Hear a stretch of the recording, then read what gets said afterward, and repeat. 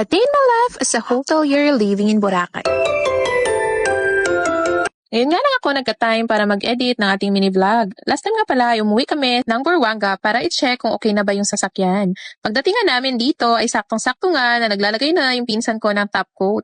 During this time nga pala, kinakabahan kami kasi masama yung panahon at parang ang uulan.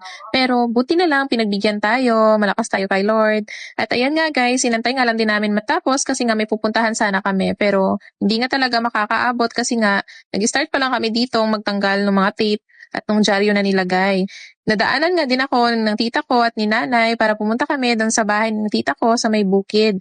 Maganda na nga din guys yung daanan dito, unlike before na bako-bako talaga at maputik. Ayan, sementado na din yung daanan papunta doon sa bahay nila. By the way, nakatira yung tita ko dito sa Sitio Bungao. Nung mga bata pa nga lang kami, ay lagi kami umaakyat dito kasi kasama ko sila lolo at lola. Dati kasi si lola at lolo ay merong mga tanim dito sa bukid na gulay at kung ano-ano pa. Nakakamiss nga lang din yung banding namin dati nila lolo at lola. Kasi nga, lagi niya kaming dinadala dito para manguha ng mga kino-kino, bayabas. Ang ganda nga din ng paligid dito at napakaaliwalas at mahangin.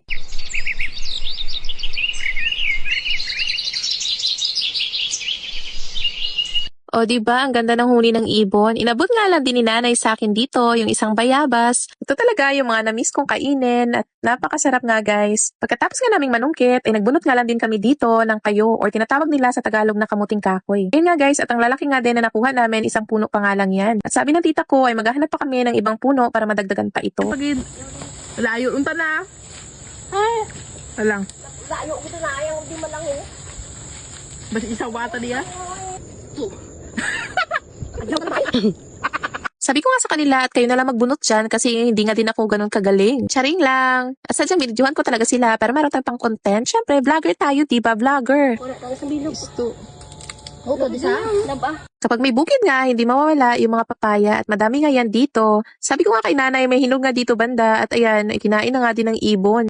Nakita ko sa mga ibang video na kinakain ito, yung parang maliliit na pipino. Pero takot nga din kaming kainin kasi nga baka nakakalason. Moving forward, sinamahan nga lang din namin dito si Auntie Nini na magsabod ng kanyang mga manok. Sabod ang tawag niyan sa amin, which is feeding the chicken or feeding the chicken English. At syempre hindi tayo papahuli, dapat meron tayong exposure sa vlog na to. Sabi ko nga kay nanay, manguha kami ng talbos ng kamote kasi kapag dito sa Boracay ay napakamahal na nito. Samantalang dito ay mamimitas ka nga lang at libre pa nga. Bukod nga sa libre ay napaka-fresh pa nito. Maganda nga manirahan dito sa bukid kasi nga makakakain ka ng prutas at gulay ng libre nga lang. Basta masipag ka nga lang magtanim at meron ka talagang maaani. Parang akong ewan dito at may pa-video-video pa ako dito sa puno ng makopa. Yung nga ng tita ko ay may tanim din daw siya ditong longgan tsaka blueberry.